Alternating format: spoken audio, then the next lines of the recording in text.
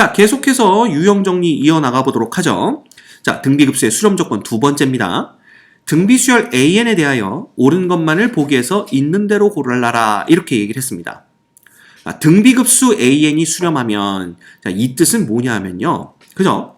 만약에 첫째 항 A가 0이거나 또는 공비 R이 마이너스 1과 1 사이에 있으면 얘가 수렴하는 거니까 우리가 이런 조건을 만족했구나. 물론 여기는 또는입니다. 또는 OR 이렇게 쓸까요? 예. 그러면 이건 뭐냐 하면 이 등비수열의 짝수 번째 항들도 수렴한다 이렇게 되어 있는데 자 생각해 보세요. 만약에 첫째 항이 0이었다면 당연히 얘는 계속 0으로 가는 수열이기 때문에 짝수 번째 항들도 다 0일 거고요. 그거 더해봤자 0입니다. 따라서 A가 0인 경우에는 얘도 수렴하는 거 맞죠? 그 다음 두 번째, 만약에 A가 0이 아닐 때 R이 마이너스 1과 1 사이에 있으니까 결국 짝수 번째 항들만 보면요. 예를 들어 봐라. A, AR, AR 제곱, AR 세제곱, AR 4제곱, AR 5제곱 이렇게 나가는 거니까 짝수 번째 항들만 보겠다는 얘기는 요거 보겠다는 얘기입니다. 그래서 보시면 알겠지만 이 짝수 번째 항들도 무슨 수열을 이루냐 하면 등비 수열을 이루고요. 그때 공비는 요놈에다 곱하기 R 제곱을 해줘야 요놈이 되죠. 자, 요놈에다 곱하기 R 제곱을 해줘야 요놈이 됩니다. 따라서 이때 공비는 R 제곱이 되는 거죠. 자, 따라서 R이 마이너스 1과 1 사이에 있다면 당연히 R 제곱은 어디와? 0보다는 크거나 같습니다. 왜냐하면 이 사이에 0이 끼기 때문에 제곱을 하면 무조건 0보다는 크거나 같습니다. 그리고 1보다는 작은 요 범위에 놓이게 되겠죠. 자, 그러면 수렴 범위 내에 들어오더라 이겁니다. 공비가. 따라서 등비급수 AN이 수렴하게 되면 그 짝수 번째 항들만 더한 등비급수 A의 EN도 수렴한다. 얘는 참이 됩니다.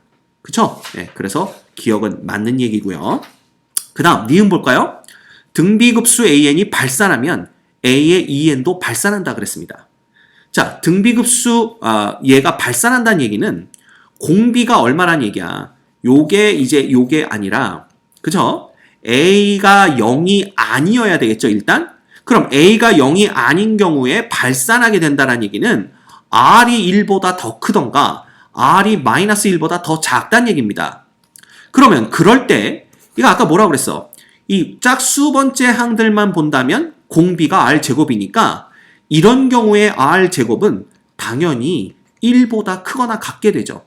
예, 요게 음수 쪽에 있어도 제곱하면 1보다 크거나 같게 됩니다. 따라서 얘는 수렴 범위 내에 들어오지 않기 때문에 당연히 얘도 발산하게 되죠. 이 니은도 참입니다. 됐죠? 그 다음 디귿 봅시다. 등비급수 얘가 수렴하면 AN 플러스 2분의 1도 수렴한다 그랬는데 자 봅시다. 이게 되게 별거 아닙니다. 이거 다시 쓰면 시그마 n은 1부터 무한대까지 AN이고요. 그 다음 플러스 시그마 n은 1부터 무한대까지 2분의 1로 이렇게 봐도 무방하거든요. 그죠? 왜? 결국은 사실은 A1 플러스 2분의 1, A2 플러스 2분의 1 이거잖아요. A2 플러스 2분의 1, 그 다음에 A3 플러스 2분의 1 이것들의 합을 무한대까지 더하겠다는 얘기인데 이 전체 값이 얼마로 가는지를 보려면 그냥 어떻게 보면 돼. 요것들 따로 보고요. 요것들의 합 따로 구해서 보고요. 그 다음에 요것들의 합 따로 구해서 보면 될 거 아니야. 그런데 이미 우리가 얘는 수렴한다라는 걸 알고 있습니다. 자, 그런데 얘는요, 어떻게 될까요? 이놈은 2분의 1이 계속 더해지는 거니까 당연히 얘는 뭐가 되겠어? 플러스 무한대로 발산하는 놈이 되는 거죠. 그러면 얘 수렴값을 우리가 그냥 A라고 한다라고 했다면 요 놈이 수렴값이 그냥 A라고 했다고 한다면 얘는 A 플러스 무한대 꼴이 되기 때문에 얘는 뭐 합니까? 당연히 발산하게 됩니다. 발산하게 됩니다. 그렇죠? 예. 따라서 얘가 수렴한다는 얘기는 잘못된 얘기다라는 걸 우리가 알 수가 있어요. 됐습니까? 예, 이건 어렵지 않습니다. 여러분들 요거 그대로 보시면 될 것 같고요. 자, 그 다음 유형 연습입니다. 보자. 수열 A에는 첫째 항이 1이고 공비가 3분의 1인 등비수열이고 수열 B에는 첫째 항이 1이고 공비가 2분의 1인 등비수열이다. 그랬네요. 그죠? 자, 그럼 봐라. 우리가 AN을 한번 써봅시다. AN을 이렇게 써보면 얘는 1, 3분의 1, 그 다음에 9분의 1, 얘는 27분의 1 이렇게 나가는 놈이고요. BN은 뭐라고 쓸 수가 있을까요? 얘는 1, 2분의 1, 4분의 1, 8분의 1 이렇게 나가는 놈입니다. 자, 그러면 다음 중 수렴하지 않는 급수는 이 얘기가 뭔 얘기겠어? 네. 공비를 보란 얘기가 되겠죠. 그죠? 그럼 보자. 1번 2배의 AN은요. 여기에 2배씩을 하는 거니까 공비는 변함이 없습니다. 왜? 얘는 2, 3분의 2, 9분의 2 이렇게 나갈 테니까 공비가 3분의 1인 건 변함이 없죠. 따라서 공비가 수렴 범위 내에 들어오므로 얘는 수렴하는 게 맞습니다. 그 다음 AN, BN은요. 보자. AN은 공비 3분의 1, BN은 공비 2분의 1이니까 둘 다 각각 수렴하겠죠? 따라서 급수의 성질에 의해서 AN 빼기 BN은 각각의 수렴값을 뺀 게 전체 수렴값이 됩니다. 극한값이 됩니다. 따라서 2번도 수렴하게 되겠죠. 오케이? 그 다음 자 마이너스 1의 n승의 bn은 이거 그냥 곱해보세요. 그럼 얘는 어떻게 되는 거야? 마이너스 1 되죠? 그 다음은 2분의 1 되죠? 그 다음은 뭐가 되는 거야? 마이너스 4분의 1 되죠? 이런 식이 될 거 아니야. 그 다음은 그냥 8분의 1이 되죠. 즉 얘의 공비는 마이너스 2분의 1이 됩니다. 역시 수렴 범위 내에 들어오기 때문에 얘는 뭐가 되는 거야? 수렴합니다. 그 다음 an 곱하기 bn은요. 곱해보세요. 그럼 어떻게 돼? 1, 6분의 1, 36분의 1, 그 다음은 8, 7, 56, 8, 26, 216분의 1 이렇게 됩니다. 즉 얘 공비는 6분의 1이니까요. 당연히 수렴 범위 내에 들어오고 이 급수는 수렴하게 됩니다. 됐지? 자 그런데 봐라. an분의 bn을 한번 보자 이거야. an분의 bn은 이것분의 이거니까 1. 그 다음 3분의 1분의 2분의 1이니까 2분의 3 이렇게 됩니다. 그 다음 9분의 1분의 4분의 1이니까 얼마예요? 4분의 9 이렇게 됩니다. 자 분위기 보시면 알겠지만 그 다음 놈은 8분의 27이 될 거고요. 네, 얘들의 공비는 2분의 3이기 때문에 수렴 범위 내에 들어오지 않습니다. 따라서 5번이 우리가 찾는 답이 되겠네요. 됐죠? 얘는 공비만 보시면 됩니다. 그래서 1번, 3번, 4번, 5번은 공비가 얼마인지 파악하시면 되고요. 2번은 급수의 성질을 이용하시면 됩니다. 됐죠? 네, 어렵지 않습니다. 그냥 차근차근 하나씩 풀어가시면 어려울 게 하나도 없어요. 오케이?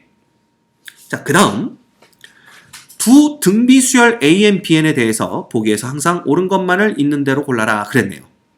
자, 두 등비급수 시그마 AN, 시그마 BN이 수렴하면 시그마 AN, BN은 수렴한다 이렇게 되어 있습니다. 그쵸? 자, 이거 어떨 것 같아요? 시그마 AN, BN이라는 것은 지금 방금 전에 우리가 봤단 말이야. 예를 들면 이 AN과 BN이 수렴한다 그랬으니까 예를 들어 우리가 첫째 항, AN의 첫째 항을 A라고 하고 공비를 R1이라고 해봅시다. 수열 BN의 첫째 항을 B라고 하고 공비를 R2라고 한번 해봅시다. 그러면 얘는 수렴한다 그랬으니까 A가 0이거나 혹은 R1이 이 범위에 있는 거고요. 그 다음 B가 0이거나 혹은 R2가 이 범위에 있는 겁니다. 그럼 얘네 둘을 곱하면 어떻게 되냐 하면 얘네 둘을 곱하면 첫째 항은 AB가 되고요. 공비는 당연히 R1, R2 이렇게 되겠죠. 그렇죠? 예. 그럼 봐. A나 B가 0이게 되면 A, B가 0이니까 얘는 볼 것도 없이 수렴하고요. R1과 R2가 요 범위 내에 있다면 당연히 R1 곱하기 R2도 어떻게 되겠어?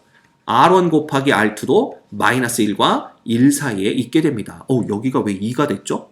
네, 큰일 날 뻔했네요. 그죠? 여기가 1입니다. 이렇게 되는 걸 볼 수가 있죠. 우리 왜 부등식이 이렇게 두 개 주어졌을 때 두 개의 곱에 대해서 배웠잖아요. 제일 작은 거는 이렇게 크로스로 곱하는 거죠. 그 다음에 제일 큰 거는 제일 큰 것끼리 곱하면 되니까 이렇게 됩니다. 됐죠? 그래서 우리가 요거 R1, R2가 마이너스 1과 1 사이에 있는 걸 알기 때문에 얘가 수렴한다는 우리가 맞다, 참이다 라는 걸 알 수가 있습니다. 됐죠? 그 다음 봐. 두 등비급수 얘와 얘가 발산하면 그 일반항들의 합의 극한은 0이 아니다. 이렇게 얘기를 하고 있습니다. 이거 어떨까요? 자, 이거 봐라. 이런 게 나왔을 때 우리가 발예를 하나 알고 있으면 좋다고 그랬는데 이걸 보는 순간 왜 반례를 떠올릴까? 이런 생각들을 합니다. 근데 얘가 발산한다고 그랬으니까 일단 수렴 조건은 못 써먹을 테고요. 예를 들어 AN이라는 이 두 개의 등비 수열이 있는데 AN이 마이너스 1의 n승으로 주어지는 이러한 등비 수열이고요. BN이라는 놈은 마이너스 1의 n-1승으로 주어지는 등비 수열이라고 한번 해보자 이거야. 그러면 이 둘 다 공비가 마이너스 1이니까 당연히 급수는 발산하겠죠? 그런데 이 AN 더하기 BN은요. 이거 봐. 얘는 마이너스 1, 1, 마이너스 1, 1 이렇게 나가는 수열이고 얘는 1, 마이너스 1, 1, 마이너스 1 이렇게 나가는 수열이니까 당연히 얘네 둘을 더해버리면 전부 다 0000이 나오게 돼 있습니다. 따라서 이때 극한은 볼 것도 없이 이꼴 0이 되는 거죠. 따라서 0이 아니란 얘기는 우리가 잘못됐다라는 걸 볼 수가 있습니다. 됐죠? 그래서 여러분들 등비 수열에서 발례를 보일 때 마이너스 1의 n승 요거 활용 잘해야 된다고 말씀드렸었습니다. 우리 수열에 극한할 때. 그래서 요런 것들 머릿속에 갖고 계시면 이런 거 요렇게 나왔을 때 그죠? 머릿속에 확 떠올려서 안 되는구나 라는 걸 금방 눈치채실 수 있어야 돼요. 자, 됐습니까? 오케이. 자, 그 다음 두 등비급수 이거 봐. AN의 세제곱, BN의 세제곱의 급수죠. 얘네 둘 다 수렴하면 얘도 수렴한다 라고 얘기를 하고 있습니다. 그렇죠? 그런데 이 AN의 세제곱이 뭐라는 얘기야? 지금 이 AN의 세제곱이 등비급수라고 표현이 됐으니까 결국은 등비수열이란 얘기가 됩니다. 맞죠? 예, 얘가 등비수열이 되는 거야. BN의 세제곱도 뭐하냐? 등비수열이다 라는 얘기가 됩니다. 자, 그러면 봐. 이게 AN의 세제곱이 등비수열이면 AN도 등비수열이냐? 이것만 확인하면 되는 거 아닌가요? 이겁니다. 그죠? 그러면 봐라. 만약에 얘가 참인지 아닌지를 보려면 그렇죠. 얘의 대우를 보면 됩니다. 즉 AN이 등비수열이 아니면 그죠? 그러면 AN 세제곱도 등비수열이 아니다. 이걸 보면 되는 거죠. 그런데 봐. AN이 등비수열이 아니야. 그러면 그거 세제곱한 놈이 등비수열이 될 수 있을까요? 여러분들 한번 생각을 해보세요. 등비수열이 아닌 놈을 계속 세제곱을 했다고 해서 그 놈이 등비수열이 되겠냐 이겁니다. 절대 그럴 수 없겠죠. 그쵸? 예. 따라서 봐. AN 세제곱이 등비수열이면 AN도 등비수열입니다. 결국 AN의 일반항을 우리가 A의 R의 n-1승으로 놓을 수 있다는 얘기죠. 네, AN이 등비수열인 걸 알았으니까. 그렇다면 AN의 세제곱은 A의 세제곱에 R 세제곱의 n-1승 이렇게 쓸 수 있다는 얘기입니다. 그쵸? 그러면 얘가 수렴했다라는 얘기잖아. 얘의 급수가 수렴했다는 얘기는 결국 A 세제곱이 0이거나 혹은 R 세제곱이 마이너스 1부터 1 사이에 들어왔다는 얘기입니다. 그쵸? 그럼 A 세제곱이 0이었다는 얘기는 당연히 A가 0이었다는 얘기고요. 그쵸? 예. 또는 R 세제곱이 마이너스 1과 1 사이에 들어와야 돼. 그러면 R은 어디 사이에 있어야 될까? 예. 당연히 R도 마이너스 1과 1 사이에 있어야 됩니다. 그치? 만약에 1보다 크거나 같거나, 그죠? R이 1보다 크거나 같다든지, 혹은 R이 마이너스 1보다 작거나 같았을 때, 요런 상황에서 R 세제곱이 이 범위 내에 들어올 수는 없다라는 걸 우리가 알 수가 있는 거죠. 그죠? 네.